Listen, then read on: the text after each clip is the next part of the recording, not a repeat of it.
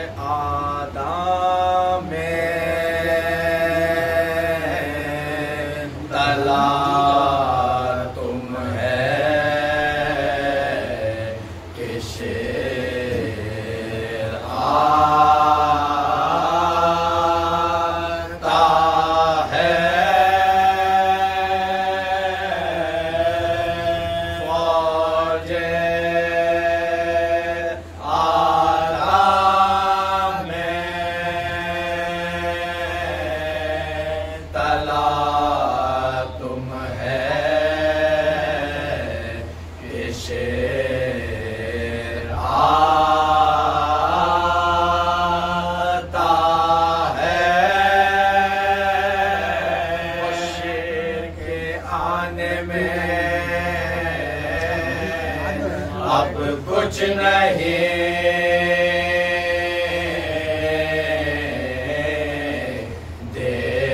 دیر آتا ہے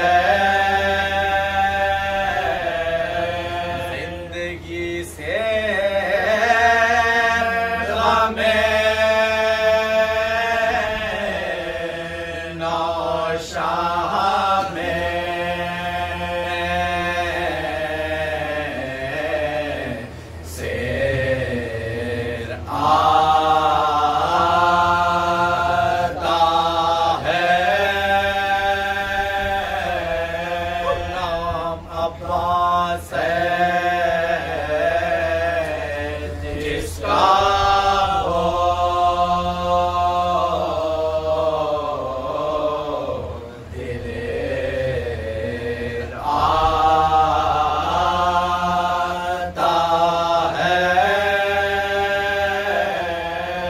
فوج پر فوج رسالے پار رسالہ ہوگا یہ زمین کیا ہے زمان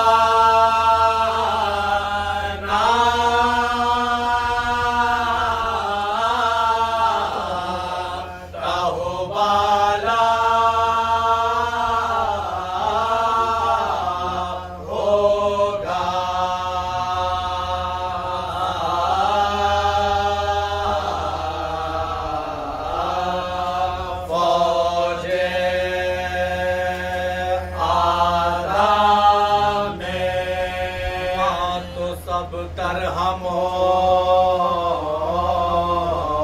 برہم تھے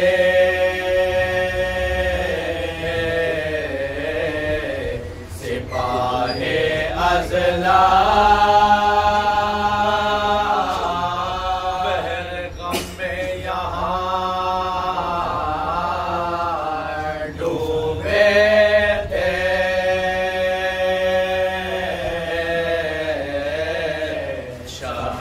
شاہ عرض کرتا تھا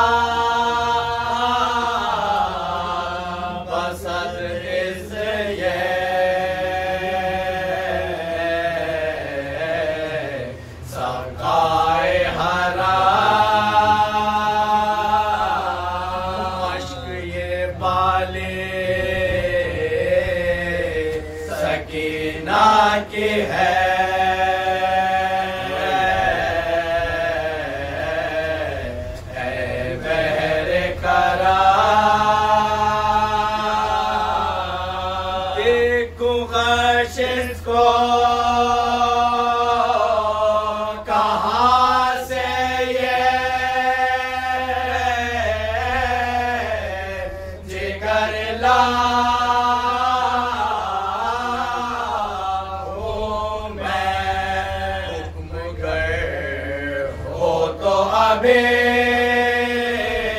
नहर से बरलाऊं मैं।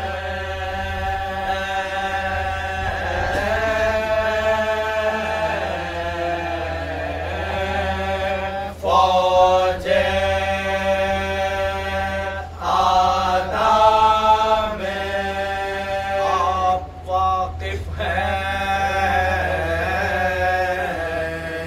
दुख शाम हो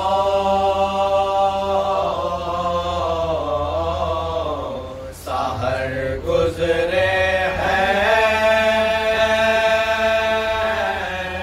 3 दिन रंजो मुसीबत में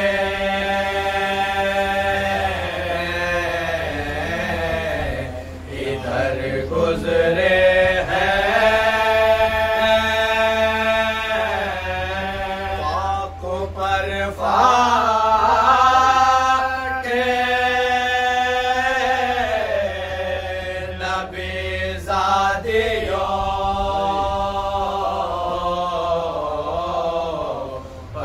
गुजरे हैं।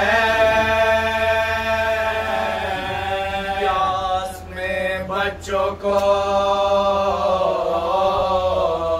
जावे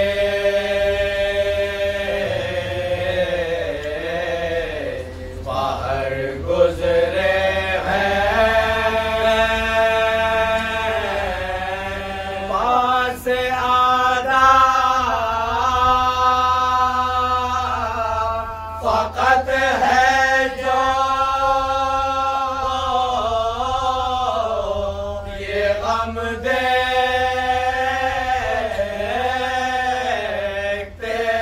हैं। लाश पर लाश चले आते हैं, हम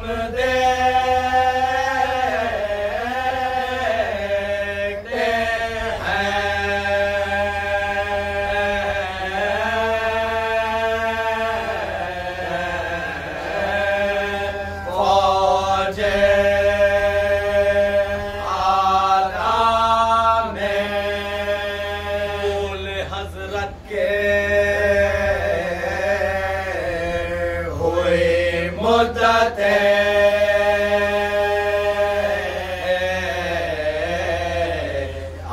आराम तमाम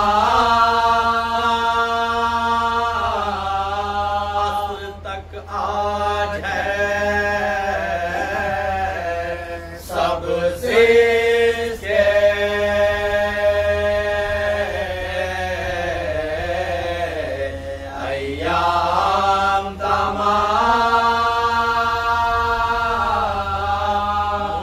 देखो के हुए सब मेरे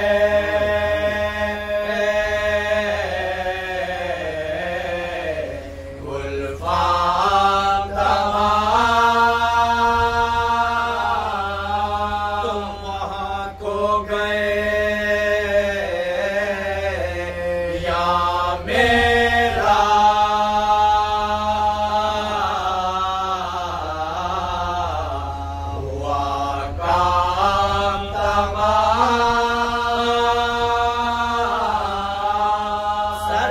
कटने की मुहिम देखिए तब सर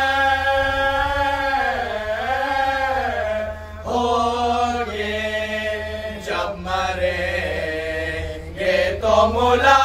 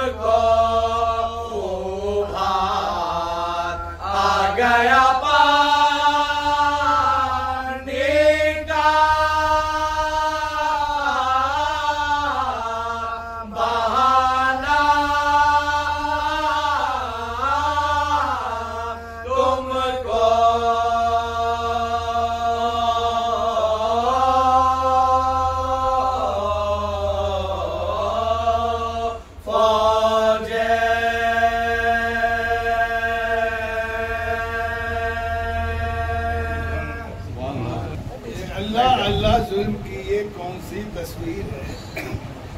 اللہ اللہ ظلم کی یہ کون سی تصویر ہے؟ بے ردا زینب ہے نیزے پر سر شبیر ہے۔ اللہ اللہ ظلم کی یہ کون سی تصویر ہے؟ بے ردا زینب ہے نیزے پر سر شبیر ہے۔ اور شام کے بازار میں اہل حرم کا قافلہ، شام کے بازار میں اہل حرم کا قافلہ، یہ یزیدی ظلم کی اب دوسری تفسیر ہے، یہ یزیدی ظلم کی اب دوسری تصویر ہے۔ اور عابد بیمار کی گردن میں طوق خاردار، عابد بیمار کی گردن میں طوق خاردار، خون کے آنسو بہاتی پیر کی زنجیر ہے، خون کے آنسو بہاتی پیر کی زنجیر ہے۔ اور چادریں سیدانیوں کی چھین لی باد حسین، چادریں سیدانیوں کی چھین لی باد حسین، ظالموں کے ظلم کی جیسے کوئی جاگیر ہے۔ اور بن کجاوا اونٹ ہے ان پر اسیران حرم، بن کجاوا اونٹ ہے ان پر اسیران حرم، اور پشت پر اونٹوں کی خوب مظلومیت تحریر ہے۔ وہ کر رہا ہے وہ نبی زادی کے پردے کا خیال، کر رہا ہے وہ نبی زادی کے پردے کا خیال، نو کے نیزہ پر تلاوت کر رہا شبیر ہے۔ اور رو نہیں سکتا کوئی اپنے عزیزوں کو یہاں، رو نہیں سکتا کوئی اپنے عزیزوں کو یہاں، تازیانوں سے شقی جو درب تقصیر ہے۔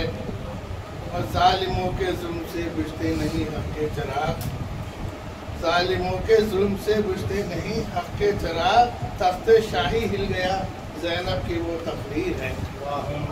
اور اب یزیدی ہاتھ بیعت کے لیے اٹھتا نہیں، اب یزیدی ہاتھ بیعت کے لیے اٹھتا نہیں، اب حسینی عزم کی بے شک صحیح تدبیر ہے، یہ حسینی عزم کی بے شک صحیح تدبیر ہے۔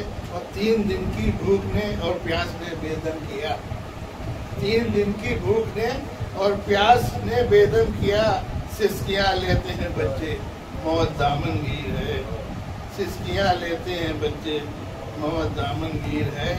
مختار کرتا ہوں کہ ثبت ہے تاریخ پر مظلومی اہل حرم، ثبت ہے تاریخ پر مظلومی اہل حرم، ہر طرف دیکھو سکندر نعرہ تکبیر۔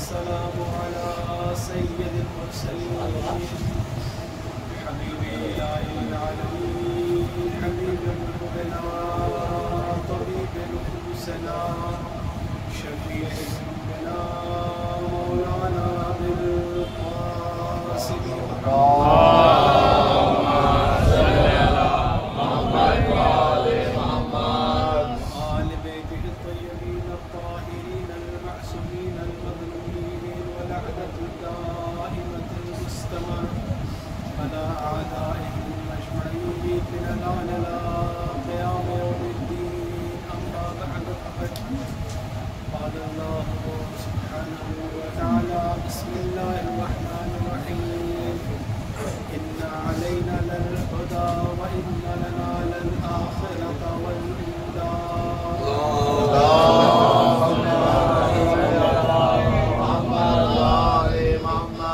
گزارش ایک بار سورہ تین بار سورہ توحید کی تلاوت فرما کر مرحوم ناصر بانو بنت ابن حیدر اور کنیس بنتنی بنت نصیر حسن مدنی کو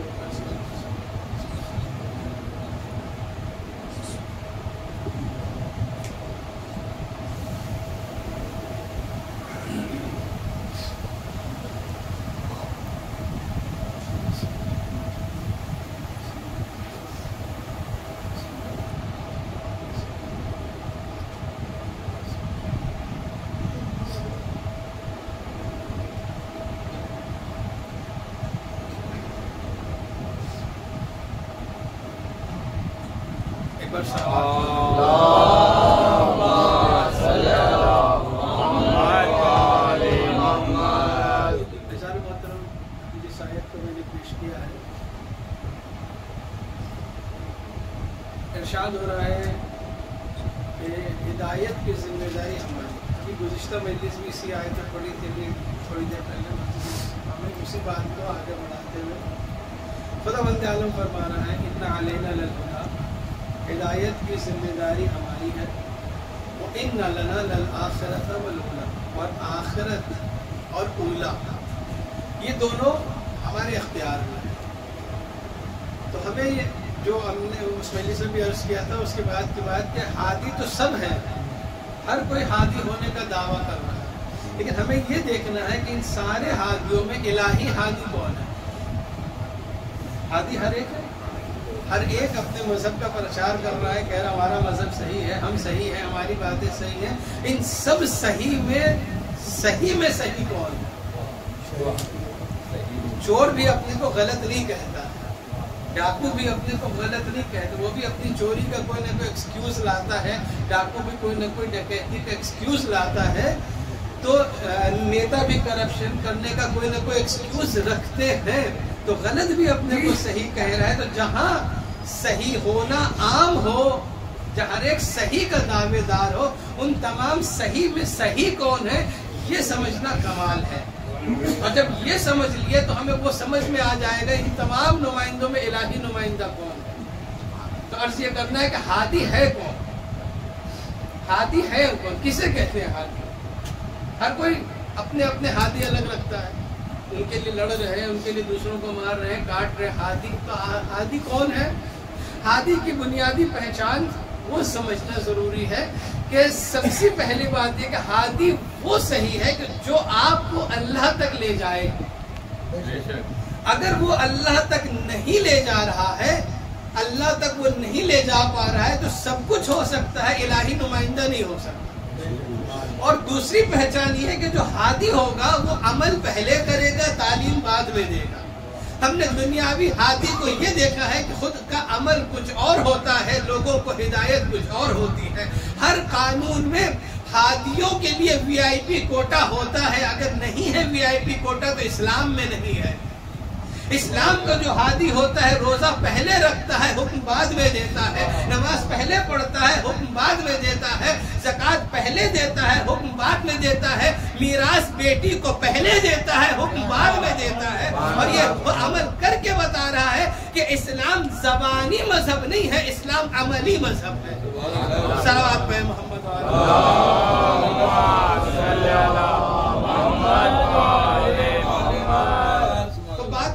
ابھی ہے ہادی ہے کون، کسے ہادی سمجھے؟ آئیے ایک ایک کر کے دیکھتے ہیں کون ہے ہادی. ہادی وہ جس کا مقصد کیا ہو، اللہ تک لے جانا. کون ہے؟ سب سے پہلے شروع کرتے ہیں کیا کعبہ قبلہ ہادی ہے. تمام مسلمان قبلے کی طرف رخ کر کے نماز پڑھتے ہیں. خانہ کعبہ محترم ہے. کیا ہادی ہو سکتا ہے؟ اگر ہادی ہوتا تو 360 بت نہ رکھے جاتے، 360 بت رکھے نہ جاتے. تو مطلب کعبہ ہادی نہیں ہے. قرآن ہادی ہے. اکیلا قرآن ہدایت نہیں کر سکتا. اگر اکیلا قرآن کافی ہوتا تو کبھی نیزے پہ بلند نہ کیا جاتا.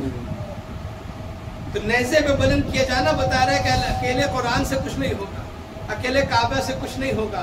خدا ہم تک آ نہیں سکتا, ہم اس تک جا نہیں سکتے, تو پھر ہدایت کا سلسلہ آئے گا کہاں سے؟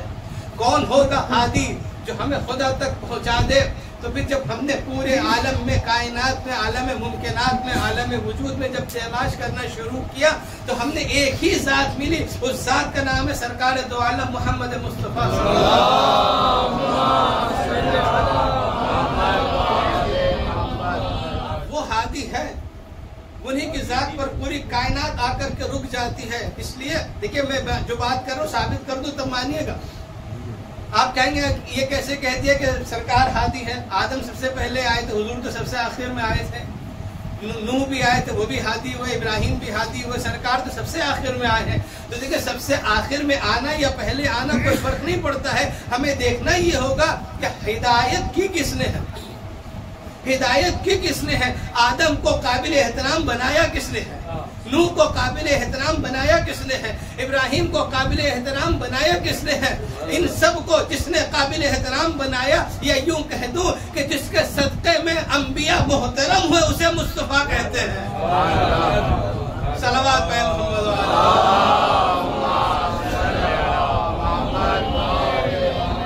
اس کے صدقے میں انبیاء کو احترام ملا. نبیوں کی ذمہ داری آپ سب سنتے ہیں, جانتے ہیں. نبیوں کی ذمہ داری کیا تھی؟ آ کر اللہ کو پہچانوانا.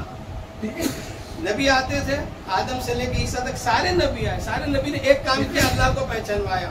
یہ تو نبی کی ذمہ داری تھی امت کے لیے. خود نبی کا کام کیا تھا؟ خود نبی کا کام کیا تھا؟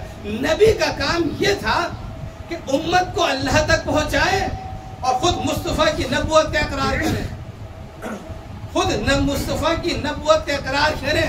آدم کی امت کا کلمہ یہ تھا کہ لا الہ الا اللہ آدم صفوت اللہ. نوح کی امت کا کلمہ تھا لا الہ الا اللہ نوح نبی اللہ. لیکن خود آدم کا کلمہ یہ تھا لا الہ الا اللہ محمد رسول اللہ. نوح کا کلمہ یہ تھا لا الہ الا اللہ محمد رسول اللہ.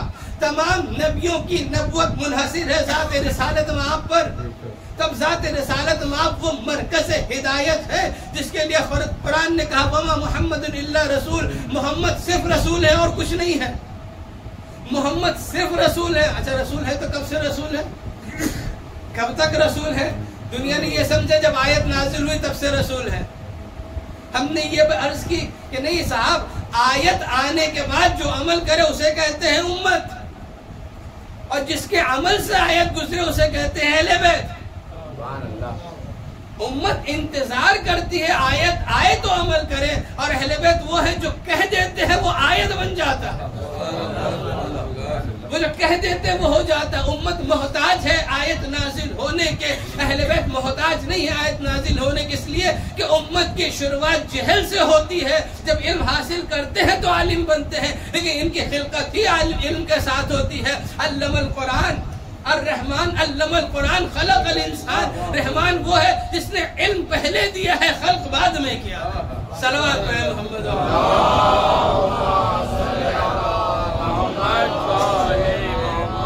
اب ہدایت کا مرکز ہے سرکار دو عالم. اب میری گزارش تمام مسلمانوں سے یہی ہے, اسی نقطے پر آ کر جمع ہو جائے. تو ہم نے اللہ کو بھی نہیں پہچانا تھا, اللہ کو بھی پہچانا تو محمد مصطفیٰ کے ذریعے سے پہچانا.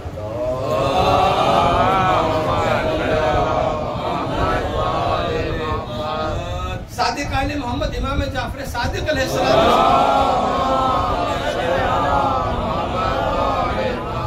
نحن وجہ اللہ, نحن وجہ اللہ, ہم اللہ کا چہرہ, اللہ کی معرفت کا ذریعہ ہے. ہم نحن وجہ اللہ بنا یعرف اللہ, ہمارے ذریعے سے اللہ پہچانا گیا. ہمارے ذریعے سے ہم نے اللہ کو پہچانوایا تو اللہ پہچانا گیا. اللہ نے ہمارا نور خلق کیا تو اس کی خلقت سامنے آئی, اس کا خالق ہونا سامنے آیا. ہمیں رزق دیا تو اس کا رازق ہونا سامنے آیا. ہم نے اس کی عبادت کی تو اس کا معبود ہونا سامنے آیا. ہم پہ کرم کیا تو اس کا کریم ہونا سامنے آیا. ہم پہ رحم کیا تو اس کا رحیم ہونا سامنے آیا.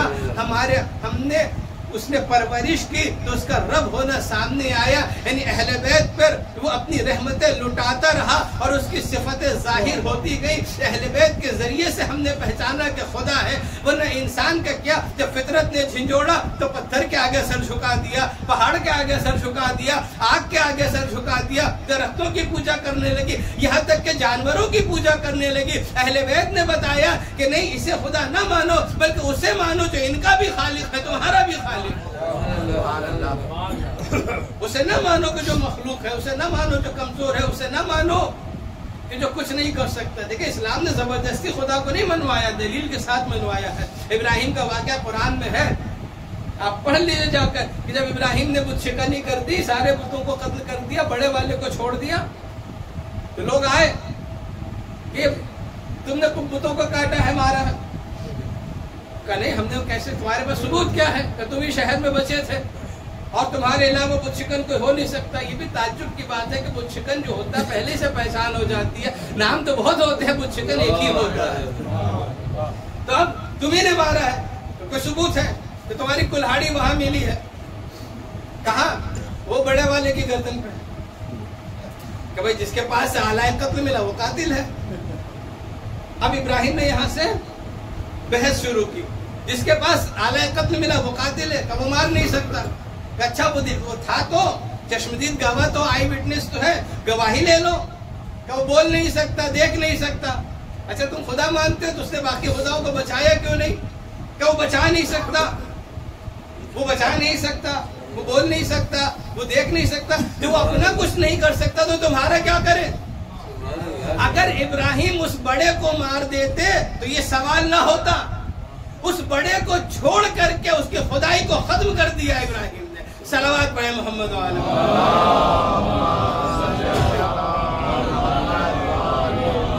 ایک اور صلوات پڑھتے ہوئے آگے آ جائیں.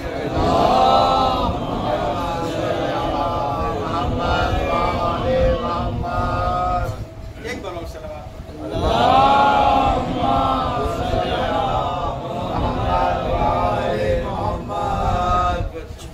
کبھی کبھی بڑوں کو چھوڑ دیا جاتا ہے، ان کو مارا نہیں جاتا ہے، بلکہ ان کو چھوڑ کر کے ان کی بڑائی ختم کر دی جاتی ہے. جو ابراہیم نے کیا، بڑے کو مارتے تو یہ سوال نہیں ہوتا. لوگ روتے، ان کو محترم رہتے، ان کی عقیدت باقی رہتی، ان کو چھوڑ کے اس کی خدائی ختم کر دی.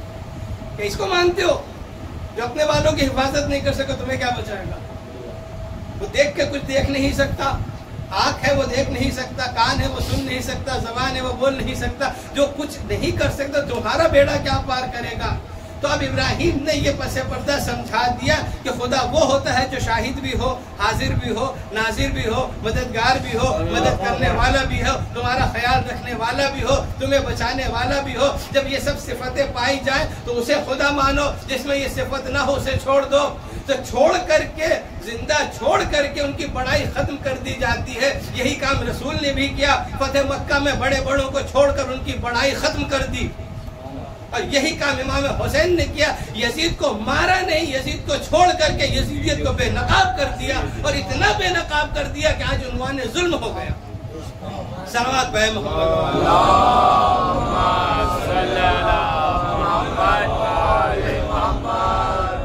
بات چل رہی تھی ہادی کس کو مانے.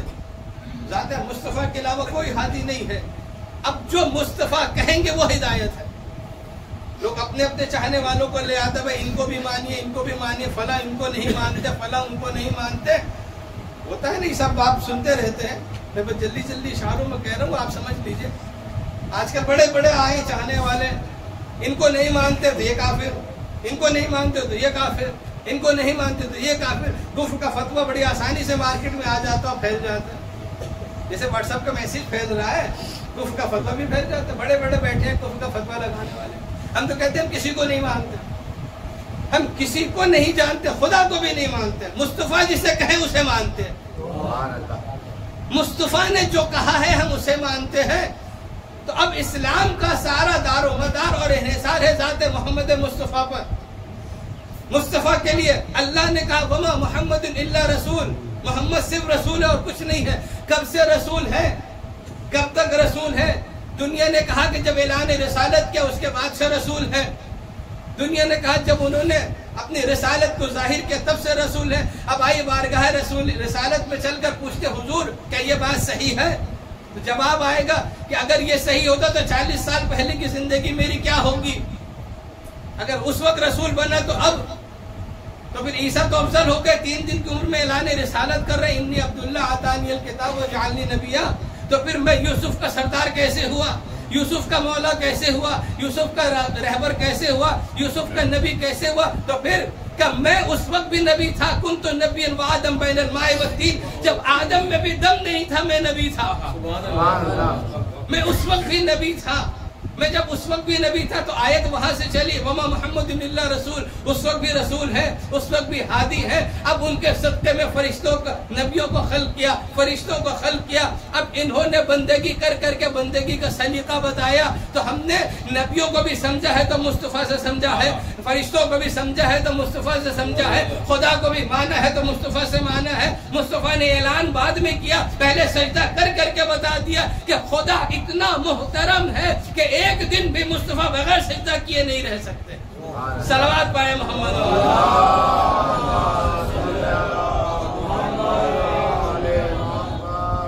تو خدا بند عالم نے جب اتنی بڑی ذمہ داری دی ہے تو اتنا ہی بڑا پاور بھی ملے گا۔ آپ جانتے ہیں کہ بغیر پاور کی ذمہ داری بیکار ہوتی ہے، کسی کو ذمہ داری دے دے اور پاور نہ دے تو کیا ہوتا ہے؟ دلی والے بہت جانتے ہیں، یہاں کے چیف منسٹر پہلے وہ تھا جس کے پاس کرسی تو تھی، پاور نہیں تھا۔ پاور نہ ہو اور کرسی ہو تو کیا ہوتا ہے؟ کرسی بھی بھاری پڑ جاتی ہے۔ لیکن یہ اللہ کا نظام عدل ہے کہ جتنی بڑی کرسی ہوگی اتنا پاور ہوگا، جتنی بڑی کرسی ہوگی اتنا بڑا پاور ہوگا۔ اگر اللہ نے رحمت للعالمین بنایا ہے تو پھر پاور بھی رحمت للعالمین کا ہوگا۔ پاور یہ ہوگا کہ اگر اشارہ کر دے تو سورج بھی پلٹ آئے، اشارہ کر دے تو چاند بھی تو ٹکڑے ہو جائے، دل چاہے تو ستارہ گھر پہ اتر آئے، کبھی فرشتہ چکی چلانے کے لیے آئے، کبھی فرشتہ پانی لینے کے لیے آئے، کبھی فرشتہ روٹی لینے کے لیے آئے، کبھی مردہ زندہ ہو جائے، کبھی درخت اشارے پہ آ جائے، کبھی دنیا کی حرکتیں رک جائے، تھم جائے۔ یہ اختیار ہے، اس لیے کہ رحمت للعالمین ہے۔ جب رحمت للعالمین ہے تو اختیار کل کائنات کا ہونا چاہیے۔ تو سلسلے سے سلسلہ ملائیے، اللہ رب العالمین، اللہ کا نمائندہ رحمت للعالمین۔ اب نمائندے کا نمائندہ وہی ہو سکتا ہے جس کے پاس اتنی طاقت ہو کہ جب چاہے مردے کو زندہ کر دے، زندہ کو مردہ کر دے۔ پھر ہم بھی ایسے کو مانیں گے کیونکہ مزاج وہی ہے نا، ہم نے اس کو مانا جس نے اشارے سے چاند کے 2 ٹکڑے کر دیے، تو اب نبی کے بعد اس کو مانیں گے جس کے اشارے سے سورج پلٹ آئے۔ صلوات پہ محمد۔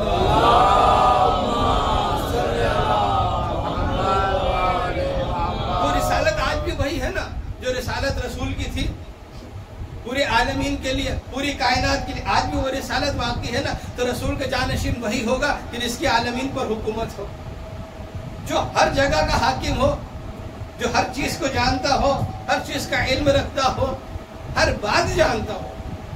ایک چھوٹی سی مثال دے دو، بہت سامنے کی مثال۔ آپ دعا کرتے ہیں اپنے امام وقت سے، کس زبان میں؟ اردو میں۔ ایران والے کس زبان میں کرتے ہیں؟ فارسی میں۔ عراق والے عربی میں۔ جو دوسرے یورپ ملک میں رہتے ہیں ان کی زبان انگریزی ہے، انگریزی میں۔ بنگال میں رہنے والے بنگالی میں، سب اپنی زبان میں دعا کرتے۔ کسی سے پوچھئے، مولا تو مدینے کے تھے، مدینے میں رہے، عراق میں رہے، دونوں عرب ہیں، تو عربی زبان ہو کیونکہ آپ اردو میں دعا کر رہے ہیں، بنگالی میں دعا کر رہے ہیں، ہندی میں دعا کر رہے ہیں، انگریزی میں دعا کر رہے ہیں، وہ کیا سمجھیں گے؟ کیسے سمجھیں گے؟ تو جو بھی انسان ہوگا برجستہ کہے گا مولا ہے تو سمجھیں گے ضرور، مولا ہے تو سمجھیں گے ضرور۔ کسی کو کوئی تعجب نہیں ہوگا، کسی کو کوئی شک بھی نہیں ہوگا۔ جو جس کی زبان ہے وہ زبان میں دعا کرے گا اور یقین سے دعا کرے گا، مولا سن بھی رہے، سمجھ بھی رہے ہیں۔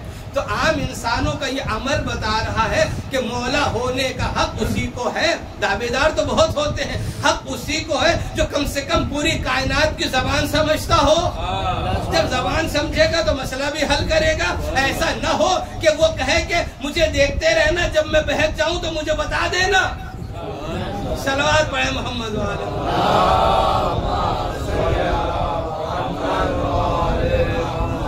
لیکن 2 مکتب چلے شروع سے، ایک مکتب میں سوال کرنا گناہ تھا اور ایک مکتب میں سوال کرنا آدھا علم تھا.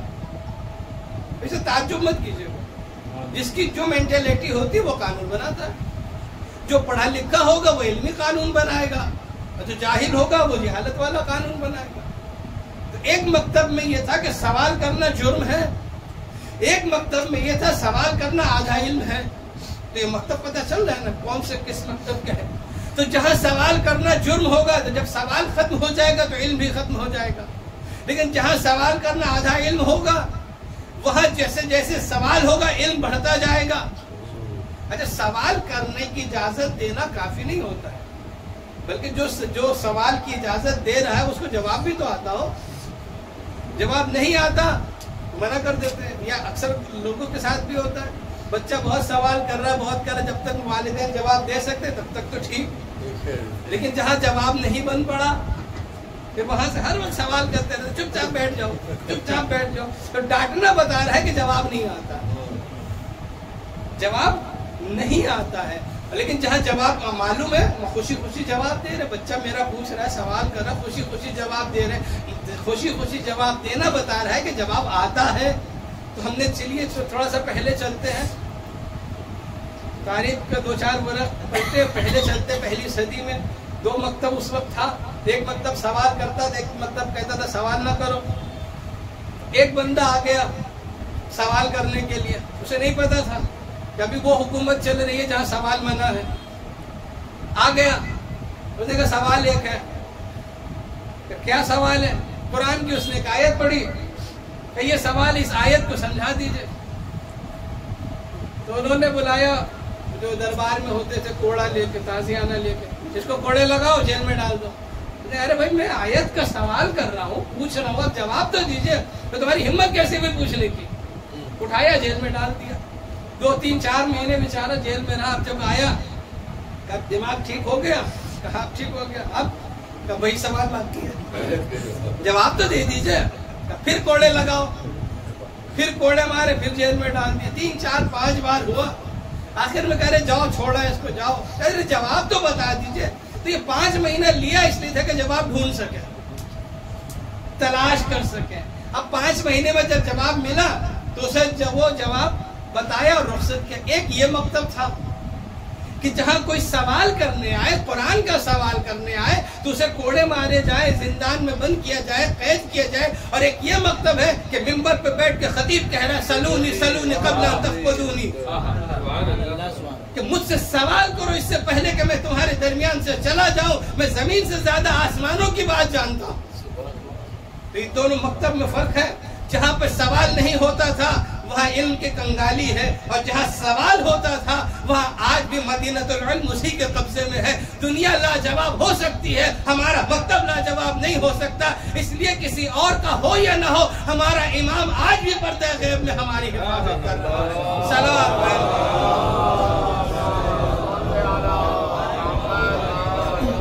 اچھا, آتے تھے لوگ سوال کرنے. جب مولا کائنات نے یہ آپشن دیا, آفر دیا کہ جو چاہے پوچھ لو, تو بیچاروں کو پوچھنا تو آتا نہیں تھا, پھنسانا آتا تھا. جیسے آج کل لوگ بھی کرتے ہیں, علماء کو خاص کر مولویوں کو پھنسانے کے لیے سوال زیادہ ہوتے ہیں. تو اس وقت بھی مولوں کو پھنسانے کے لیے آتے تھے. سوال سے جواب مل جاتا تھا فوراً, ڈھونڈ ڈھونڈ کے لاتے تھے, اور ایسا لاتے تھے کبھی تو ان کو پھنسایا جائے, کہیں تو پھنسائے. جب نہیں پھنسا, جب پھنستے تھے اور جواب دے دیتے تھے فوراً. کیوں دیکھیں, جہالت کی پھر بھی ایک حد ہوتی ہے, لیکن علم کی کوئی حد نہیں ہوتی.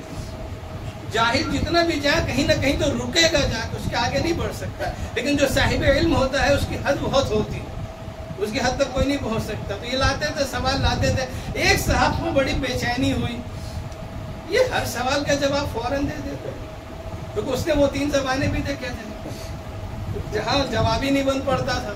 اور یہ ہر سوال کا فوراً جواب, فوراً جواب, فوراً جواب, رکتے بھی نہیں ہیں, سوچتے بھی نہیں ہیں. تو ایک دن آ کر پوچھ لیا, ارے آپ سے سوال ہوتا کبھی سوچ تو لیا کیجئے, کبھی تھوڑا سا ٹائم تو لے لیا کیجئے.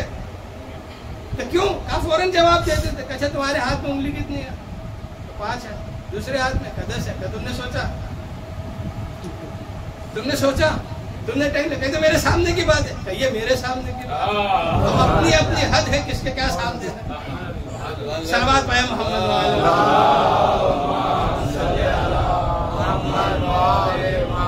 اور یہ سلسلہ ختم نہیں ہوا وہاں سے، آج بھی سلسلہ ہے. آج بھی ہمارے یہاں سوال کی وہی اہمیت ہے اور آج بھی ہمارے یہاں جواب ملتا ہے. ہم سے نہیں ہوگا، ہم اپنے بڑے سے پوچھیں گے، وہ اپنے بڑے سے پوچھیں گے، سلسلہ مجتہد تک ہوگا. کبھی ایسا بھی ہو سکتا ہے کہ مجتہد کے پاس بھی جواب نہ ہو، پھر بھی بات رکتی نہیں ہے کیونکہ ابھی وارث موجود ہے. وہ پردے غیب میں بیٹھ کر حفاظت بھی کر رہا ہے اور علمی مسئلے بھی حل کر رہا ہے، جواب بھی دے رہا ہے اور جواب آتے رہنا بتا رہا ہے کہ ہم لاوارث نہیں ہیں. ہماری علم آج بھی وہی ہے. ہم دعوے سے کہہ سکتے ہیں کہ ہمارا علمی سلسلہ جو سرکار محمد مصطفیٰ سے شروع ہوا تھا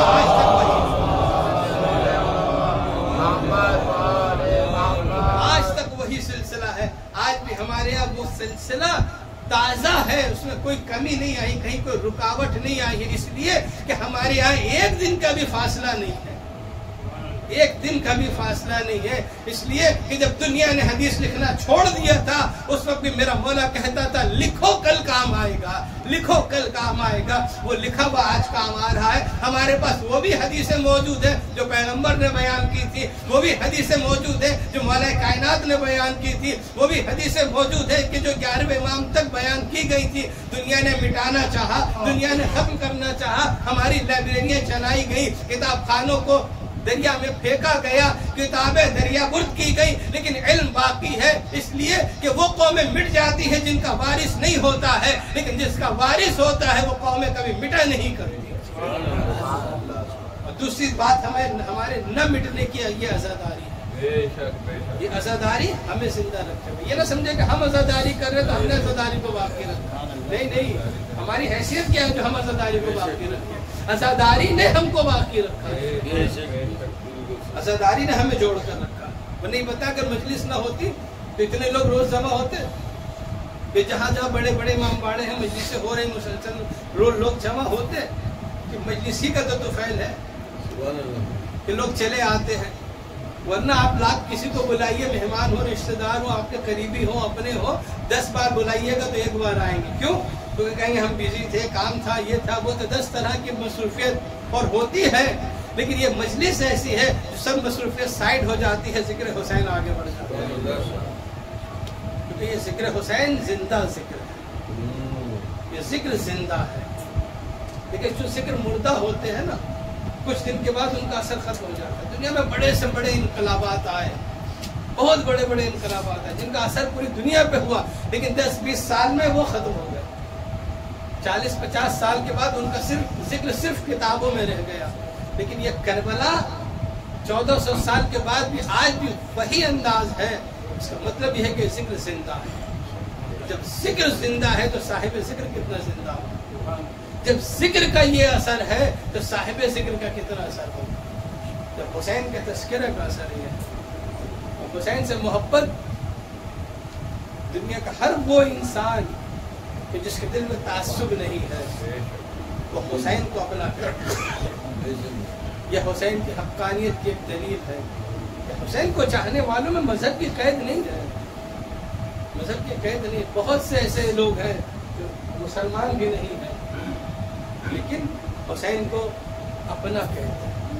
بہت سے ایسے امام باڑے ہیں، خاص ہندوستان کی بات کر رہا ہوں، کہ جس کو بنانے والے، جس کی زمین دی گئی امام باڑوں کے لیے، وہ مسلمانوں نے نہیں دی، غیر مسلموں نے دی ہے. اپنے شوق سے، اپنی محبت میں دی ہے حسین کے نام کی زمین. کیونکہ جانتے ہیں سب کو فنا ہے، حسین کو فنا نہیں. اگر ہمیں باقی رہنا ہے تو حسین سے جڑ جائیں. اسے ایک قطرہ ہے، پانی کا قطرہ لیجئے، اس کو سوکھی زمین میں ڈال دیجئے، تھوڑی دیر میں ختم ہو جائے. پھر وہ قطرے کا نام بھی نہیں رہے گا. لیکن اسی قطرے کو اٹھا کے دریا میں ڈال دیجئے تو وہ ختم نہیں ہوا، بلکہ وہ قطرہ دریا بن گیا ہے. جب تک دریا رہے گا وہ قطرہ باقی رہے گا. بس ایسی ہماری اور حسین کی مثال ہے. ہم قطرے جیسے ہیں، جہاں سوکھی زمین پر گریں گے ختم ہو جائیں گے، لیکن حسین کے بحر بے قرار سے مل جائیں گے تو جب تک بحر بے قرار رہے گا ہم بھی باقی رہیں گے. تو ہم عزاداری کرتے ہی اس لیے ہیں تاکہ ہم اس سے جڑ جائیں. حسین سے جو جڑ گیا ہے وہ زندہ ہو گیا. جو حسین کا ہے وہ ہمیشہ زندہ، اس کو کبھی موت نہیں ہے کہ وہ مر نہیں سکتا، اس لیے کہ حسین کا ذکر بھی زندہ، حسین کا تذکرہ زندہ ہے، اور حسین جتنا اہمیت رکھتے تھے اتنی مظلومیت بھی تھی، کس کس مظلومیت کو، کوئی بھی ایسی مظلومیت نہیں ہے جو دوسری مظلومیت سے کم ہو۔ میں نے اس کیا تھا پچھلی مجلس میں کہ کیا کیا مصائب ہیں حسین، خود مولا فرماتے نا انا قتیل العبرا لا یذکرنی مومن الا بکا، مجھے رولا رولا کے مارا ہے، مومن جب بھی میرے بات سنے گا، میرا تذکرہ سنے گا، وہ روئے، کتنا رلایا ہے مولا کو پتہ ہے۔ وہ صابر امام جس میں اکبر کی لاش پہ کھڑے ہو کے صبر اور شکر کے جملے کہے تھے، وہ امام کہہ رہا مجھے رولا رولا کے مارا۔ ابراہیم خلیل نے بھی بیٹے کی گردن پہ چھری چلائی تھی لیکن آنکھ پہ پٹی باندھ لی تھی، بیٹے کا لاشا دیکھے، لیکن حسین اس منزل سے کہیں آگے بڑھ گئے کہ علی اکبر کے سینے سے نیزے کی انین نکال رہے، کتنا سخت، کتنی مصیبت ہے۔ اور اس حسین کے لیے جو حر جب دشمن بن کر آیا تھا تو حر کو پانی پلایا تھا، لیکن اپنے بیٹوں کے لیے حسین کے پاس پانی نہیں تھا۔ ذرا ایک محسوس کیجئے کہ واقعہ عرض کروں، پھر سوچئے گا حسین کی مضبوطیت۔ جب محمد حنفیہ جنگ صفین میں ایک بڑا مارکہ سر کر کے لوٹے، گرمی شدید تھی، جب صفین کی جنگ ہو رہی تھی، یہ مارکہ جس دن کا ہے، گرمی بہت زیادہ تھی، اب محمد حنفیہ کئی گھنٹوں سے لڑ رہے تھے، اور لڑنے کے بعد جب واپس آئے ہیں کامیاب ہو کے، پورا لشکر رہے، مولا کائنات تکبیر کی آواز بلند کر رہا تھا، مولا خاموش کھڑے تھے، جیسی محمد حنفیہ قریب آئے، مولا نے بنا مانگے بنا سوال کیے شربت کا گلاس اٹھایا، محمد حنفیہ کو پلایا، یہ کہتے ہوئے بیٹا تم لڑ کے آ رہے ہو، پیاس لگی ہوگی۔ ایک یہ منظر تھا، اور ایک وہ کربلا کا منظر کہ علی اکبر تنہا واپس آ کے کہتے اے بابا ایک قطرے آپ پلا دو، ارے گرمی کی شدت، اسلحے کی گرانی سے مجھ سے تحمل نہیں ہوتا۔ باپ بیٹے کی کامیابی پہ وہاں شربت پلا رہا ہے، یہاں باپ اتنا مظلوم ہے کہ بیٹا مانگ رہا ہے تو باپ ایک قطرہ پانی نہیں پلا سکتا۔ کیا مظلومیت ہے اسے۔ پھر علی اکبر واپس گئے، پانی تو نہیں ملا، انگوٹھی منہ میں رکھ دی، بیٹا اسی کو منہ میں رکھو اور جاؤ۔ واپس چلے ہیں، علی اکبر تو محسوس کیا کہ کچھ گرا ہے، اب جب پیچھے پلٹ کے دیکھا بوڑھا باپ زمین پہ گرا ہوا، اے بابا آپ نے تو رخصت کر دیا تھا، اب پیچھے کیوں آ رہے ہیں؟ اب پلٹ کا جواب دیا، اے اکبر اگر صاحب اولاد ہوتے تو یہ نہ کہتے ارے بوڑھے باپ کے لیے کتنا سخت ہے کہ جوان بیٹا میدان میں مرنے کو جا رہا ہے اور بوڑھا باپ اسے دیکھ رہا ہے۔ علی اکبر گئے ہیں، حیدر کرار کی شجاعت کے جوہر دکھا رہے ہیں، دشمنوں کا سر ہوا میں اڑ رہا ہے۔ ایک دشمن نے اپنی پرانی چال چلی، دھوکہ دیا، نیزہ لے کے گھوڑوں کے بیچ میں چھپ گیا، جیسے علی اکبر ادھر سے گزرے ہیں پوری طاقت سے جوان کے سینے پہ نیزہ مارا، ادھر اکبر تیزی سے آ رہے تھے، ادھر اس نے نیزہ مارا، اکبر کے سینے میں نیزہ لگتے ہی اکبر نے انگڑائی لی اور نیزے کی انی ٹوٹ گئی، اب گھوڑے پہ سنبھلا نہ گیا، علی اکبر کی سانسیں اکھڑنے لگی ہیں، گھوڑے کی گردن میں باہیں ڈال دی، علی اکبر آگے بڑھ رہے ہیں، مقتل میں ملتا ہے فَقَتَلُوهُ عِرْوًا عِرْوًا، جب اکبر آگے بڑھے اتنی تلواریں ٹوٹنے لگی اکبر پہ کہ بدن ٹکڑے ٹکڑے ہو گیا، اکبر نے آواز دی اے بابا سلام آخر قبول ہو، حسین کی آنکھوں کے آگے سفید ہو گیا، اب کچھ دکھتا نہیں، آواز دی اے علی اے علی، اب پتہ نہیں کہ علی کربلا کے علی کو پکار رہے ہیں یا نجف کے علی کو مدد کے لیے۔